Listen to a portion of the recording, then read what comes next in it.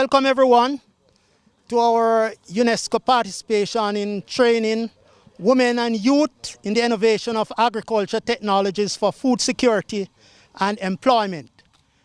We want to welcome you, and we hope we'll have a very enjoyable, pleasurable stay on the NCU farm. At this time, we'll have greetings from Dr. Marie Smith, Program Manager from UNESCO. I am delighted to be here this morning and to see the greenhouse up. This is a very important project, not just to the university here, but to Jamaica.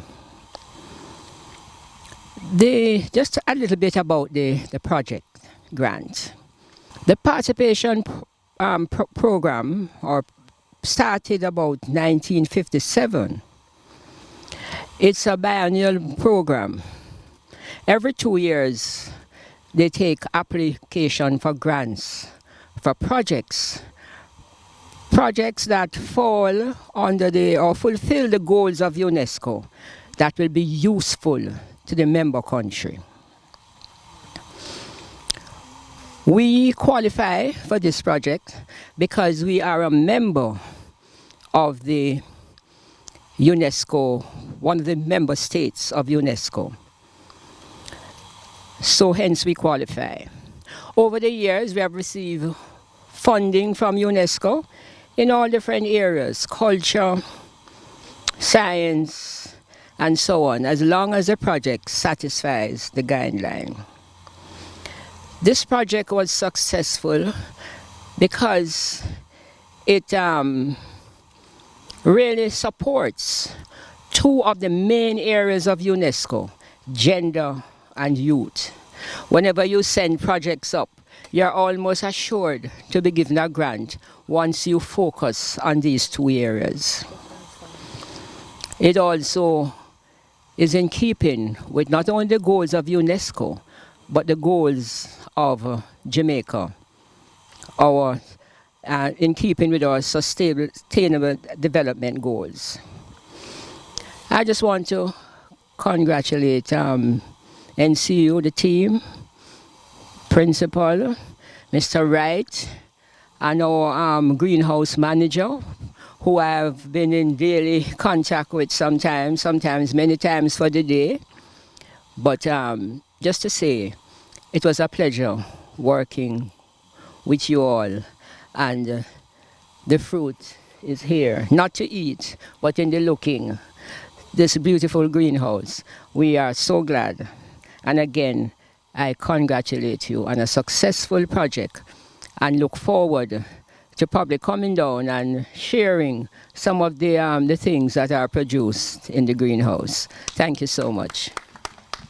President Professor Lincoln Edwards, our chair, who was so adequately hosting things this morning, Professor Wright, faculty, staff, students, well-wishers, supporters from the Northern Caribbean University, and of course the staff who are here with us from the Jamaica National Commission for UNESCO. Just like to acknowledge your presence very quickly.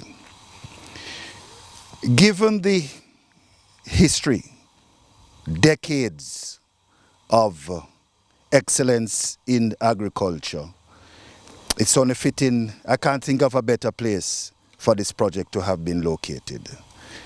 The history speaks so wonderfully of the work that has been done, some of which really I was hearing for the first time, and which is really, really very impressive, Mr. President.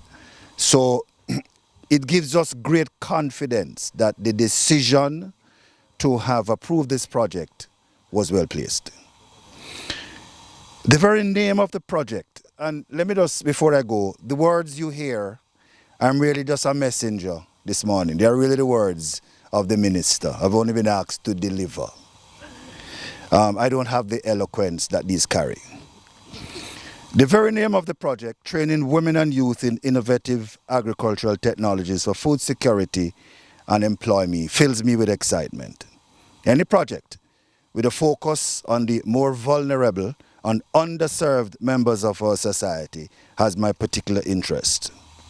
And that is why this project is of such significance at a time like this, as it seeks to offer invaluable training to those two sectors in particular. And I want to encourage women and youths in this area to avail themselves of this glorious opportunity. The goals set out for this project are in keeping with our national goals geared at reducing unemployment, as well as the wider goals of UNESCO. As mentioned earlier, the project seeks to train 200 individuals, mainly youths and women, and in innovative agricultural technologies for food security and employment. I congratulate wholeheartedly the NCU for being successful in getting one of 4 awards granted under the participation program. Some 20 projects were submitted, 7 were shortlisted and submitted to UNESCO, and 4 of that 7 received the grant. The total funding for all the grants accumulatively is some 76,000 United States dollars. And the successful projects, just to quickly tell you, apart from this one, performing arts intervention program to empower youths at risk and ending gender-based violence for community renewal in Parade Gardens in Kingston, 18,000 US. Safeguarding Jamaica's intangible cultural heritage, strengthening the digitization capacity of the African Caribbean Institute of Jamaica, US $20,000. Yam Links, youth engaging youth through interpersonal, performing arts and social media, US $16.7 thousand. And of course, the training of women and youth in innovative agricultural technology right here, US $21,000. Now, people sometimes ask, what is the relationship between UNESCO and Jamaica? And it actually goes back 60 odd years when Jamaica gained independence. Through collaboration with UNESCO, the Jamaica National Commission for UNESCO promotes activities through education, science, culture, communication and information, which are the 4 main areas of UNESCO's work. Programs like the Participation Program serve to strengthen the links between UNESCO and its member states. This program provides funding that allow member states like Jamaica to carry out important projects that satisfy the needs of member countries in UNESCO's main areas of competence.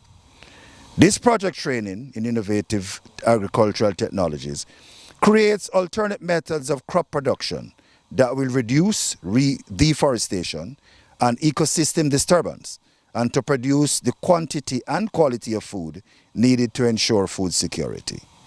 This project will introduce participants to the innovative agricultural technology available to ignite our passion in agricultural production. The 200 individuals will be exposed to these techniques over a 12-month period. This project is really a very unique one, as it touches on a number of UNESCO's Sustainable Development Goals, and here I mention the main ones. Sustainable Development Goal number 1, which deals with poverty, by ensuring food security and an opportunity to earn for people in grassroots communities. And this ties into SG, and they call the Sustainable Goals SG, they refer to them as SG, and ties into SG 3, which speaks to good health and well-being through the production of nutritious food with low pesticide and herbicide inputs. It also ties into SG 4, which looks at quality education through utilizing agricultural specialists and competency-based learning techniques. Also SG 8, which looks at decent work and economic growth by providing viable employment through entrepreneurship for the unemployed and the underemployed. SG 9, industry innovation and infrastructure by incorporating leading technology in food production to increase competitiveness locally and internationally. As also into SG 10, which looks at reduced inequality by not only including, but also deliberately targeting women, youth, and marginalized individuals to participate. And SG 13, climate action, by using environmentally sound practices in crop production. So you see the all-encompassing nature of this project. May this greenhouse, which was built as a part of the project, serve as the introduction to and enabler of innovative agricultural training and practice in central Jamaica and even beyond. Heartiest congratulations to the NCU on the receipt of this grant and the very best wishes for the successful implementation of the project. Thank you all. Dr. Maria Smith, Program Manager, JNC UNESCO. Mrs. Delari Hopman, Deputy JNC UNESCO. Deputy Chair, rather, of JNC UNESCO. Mr. Lenford Salmon, who is also Deputy Chair of JNC UNESCO. Professor Vincent Wright, Dean of the College of Natural and Applied Sciences, Allied Health and Nursing. Mr. Danito Murray, Director of Alumni Relations at NCU. Other invitees from the NCU campus, island-wide. Members of the team here at the farm. Ladies and gentlemen, good morning. I both welcome and greet you on behalf of the university administration, students, faculty, and staff of the Northern Caribbean University. We are gathered here today for the Hydroponics launch of the UNESCO-funded participation program under the theme Training Women and Youth in Innovative Agricultural Technologies for Food Security and Employment. My substantive task is to declare the session open. Women in Jamaica are often the backbone of the family, funding, training, and raising their children, and too often without the support of the fathers. We have many women farmers who wish also to upgrade and use appropriate technology to add value added to their existing operations. Our youth are the bedrock of Jamaica's, and today and tomorrow we need their support and we need their help. And so we need to empower them to live fulfilled lives and to be proactive and to seize opportunities when given. This program is one such opportunity. Dr. Smith, please convey to UNESCO, to the UNESCO family, the NCU's family's gratitude for partnering with us to make this hydroponic training a reality. However, before I perform my substantive task, I feel I have an obligation to put NCU's agricultural history in context. Persons are often not aware that the Northern Caribbean University is not a new entrant to agriculture in Jamaica, but in fact, we have a rich history in agriculture from our founding days in 1907. In 2016, NCU added to its 116-year history of farming, animal husbandry, agri-processing, export, and agricultural research, a slew of agricultural-related degree programs and diplomas at a critical time in Jamaica and world history when food security is a real global problem. Backed up by the testimonies of former NCU President Dr. Herman Dowse, past farm managers Mr. Frederick Green, Mr. George Jones, and Mr. Lawrence Johnson, we were given glimpses of NCU's agricultural progress ahead of the stirring work done by former farm manager Mr. Headley Charles Anderson, father of NCU's esteemed professor, Professor Marilyn Anderson, and she is the first female interim president for Northern Caribbean University. The NCU farm management history has since the late 1930s been known for many agricultural firsts in the parish of Manchester. And here's a question for you. Did you know that NCU was the first in Manchester to grow large orchards of strawberries and oranges for on-campus use, sale and export of the orange and Oranique orange juice across the Caribbean? I'm sure many of you didn't know that. Many decades ago, the raising of dairy cattle with the excess milk sold to the then condensery in Ewerton, chickens for their eggs, and that was used at the cafeteria, growing of acres of Irish potatoes, yam, cassava, callaloo, cocoa, strawberries, cabbage, tomato, and corn are all part of the rich NCU agricultural history. Agricultural research in the early days led to 10-pound cabbages and large tomatoes on special plots. The agri-industries were the driving force for the university's operation, along with the value-added products provided by the church-run food processing plant, cannery, and bakery.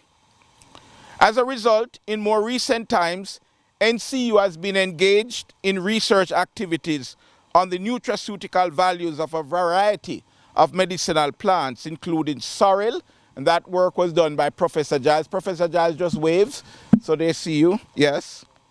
Aloe vera, lemongrass, moringa. Professor Wright did some work on that. Professor Wright, you want to wave? Yes, you salute your work on moringa.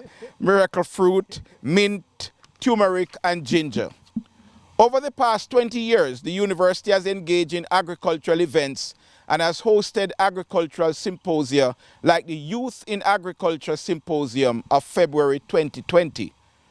Research and innovation in agriculture by NCU faculty has helped Jamaica. For example, research by Mrs. Deshawn Martin Clark has led to the pest forecasting system that now assists in fighting the beet armyworm infestations. And we are serious about research. That is why Dr. Anthony Frankson has joined us as our new director of research. Dr. Frankson, where are you? Yes, there Dr. Frankson is. I'm sorry you're behind the camera. You guys won't be on the camera. In 2009, NCU third-year students entered the Imagine Cup software competition in Cairo, Egypt. They became finalists with their Poverty and Hunger Eradication Resource Access Intelligent Network, RAIN, solution project, and the list goes on. Today we are here for another historic agricultural moment in NCU's history. And on the strength of all the agricultural pursuits of our beloved NCU, I now declare the UNESCO-funded participation program training women and youth in innovative agricultural technologies for food security and employment with a focus on hydroponics officially open. Yes. Count again. Ready. 1, 2, 3.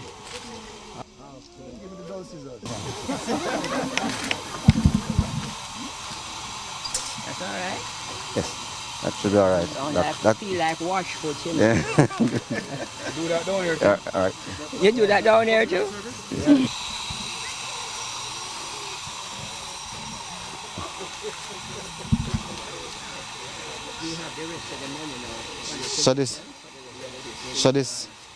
The system that we have here is actually automated, and it is driven by both solar and electricity. So the automation, every 2 hours, it comes on for about 10 minutes. This system, 200 gallons of water will be able to carry it 10 days. So it's very efficient on water. So you restock about every 7 days to be safe. And the water is placed, the nutrient is placed in the water, and so the plant is supplied with the nutrients. And these plants are actually about 2 weeks, just over 2 weeks old. So in 6 weeks time, you're pretty much getting vegetable tea. Very easy to manage. One person doesn't have to spend much time beyond planting and just checking to see that everything is in operation on a daily basis. Nothing to weed and... Nothing to weed. In terms of stocking, is a high density, because this house, which is actually 30 by 50 square feet, that's about 30 by 50 is what? 1,500 can stock 1,600 plants. If we were planting on the ground, we could only do about 1/3 of that number if we were just planting on the ground. So you're able to produce a lot more from this system, hydroponic system operation. Yeah. What is ideal? I see you have lettuce. Lettuce, What else works well in this? pak choy, because they have very light upper shoot system to support, so it will hold in it. So leafy vegetables like those are ideal for this system. Work well for like onions and lettuce. No. It won't work, because then especially like tomato now, you would need a overhead support to hold the plant together, because the fruit is weight. It will top it. We have that in the greenhouse. Would strawberry do well in this? Yes, it's grown in. Yeah. Will the strawberry have the same problem as the tomatoes? No, and it's not very heavy, so it can grow on the system. What about the broccoli? It should be. We have never experimented, but it should be able to grow on this system too. Yeah. And this is actually precision agriculture. Precision means that everything has to be done to a pinpoint accuracy.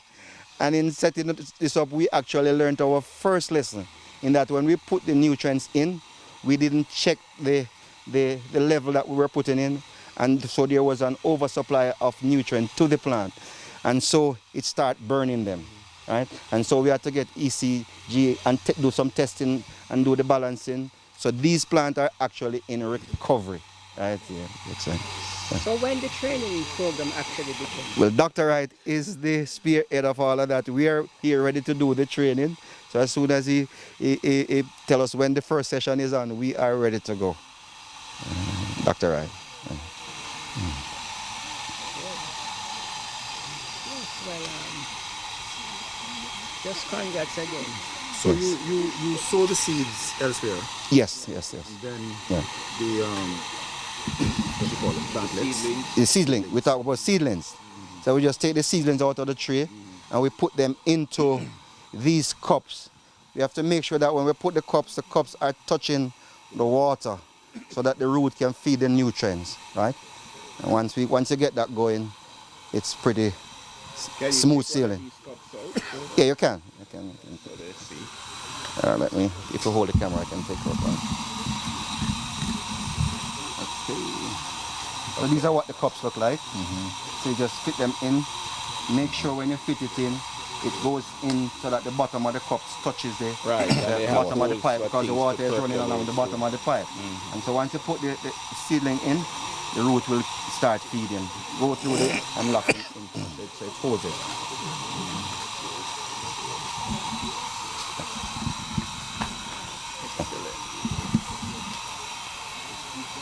Yep. Demonstration. I think, Principal, you promised to show us your ginger. Yes. And all those they would like to see the greenhouse. Excellent. After we finish. Excellent. So we can just go across there. What Excellent. else we need to do here? What else we need to do here? Basically, I just want to... Oh, when we go back out, you have Yes. nice. Why are some plants doing well and some Okay, so I was talking about that. This farming system is a part of what is called precision agriculture. See if we can put some more water in this line here, yeah? Because I realize that some of the plants are not fitting. This line is precision, so you have to supply the right amount of water, the right amount of nutrient. If there's an oversupply of nutrient, this is what ends up happening. It ends up burning the leaves, right? Because with the temperature and so in the house, and if you have high nitrogen. One more question. Why didn't you cover it with green so that the shade is more than... No, you need the sunlight. Yes. For if you cover it more with more shade, then you're going to increase the growing time. So you still want to be able to get the plant in and out in minimum time. So more shade is longer growing time because it's less sunlight.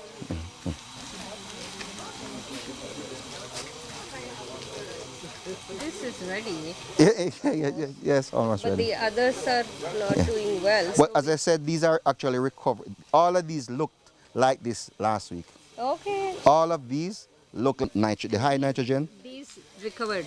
and these recovered. Oh, So good. And why aren't these recovering? they are slow in recovering. So eventually they'll get there. Yeah. I'm a botany student. Okay. Understand. And you could have this greenhouse in different sizes. Different size. You can have it in your backyard. You can have. We did one recently. It was just about to here, from there to here. So you can do it in your backyard.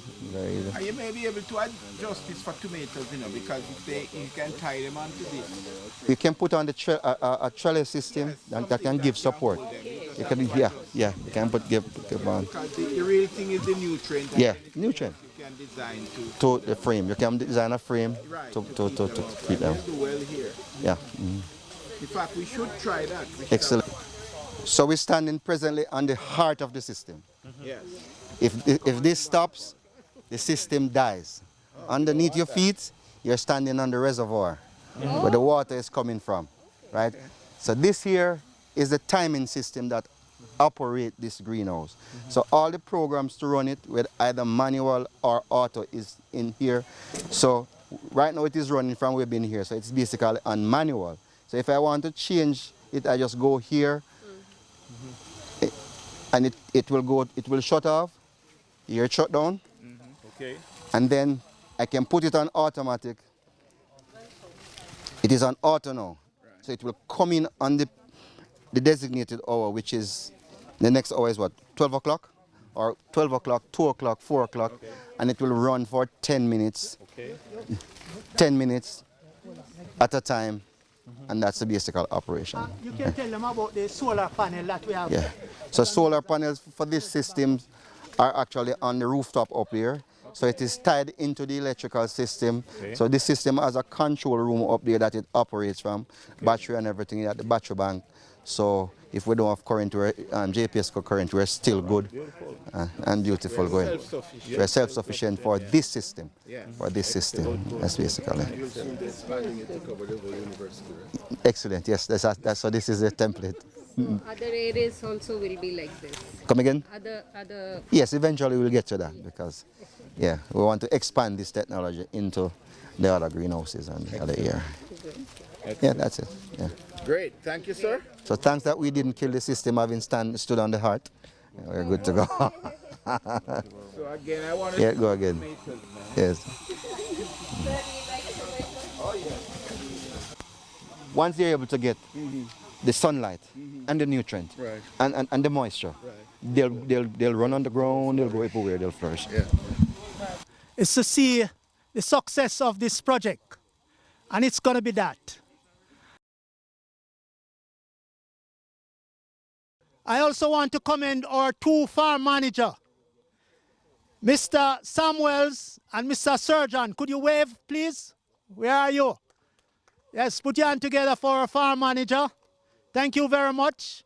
Next time when you come back here, we'll give you a lettuce.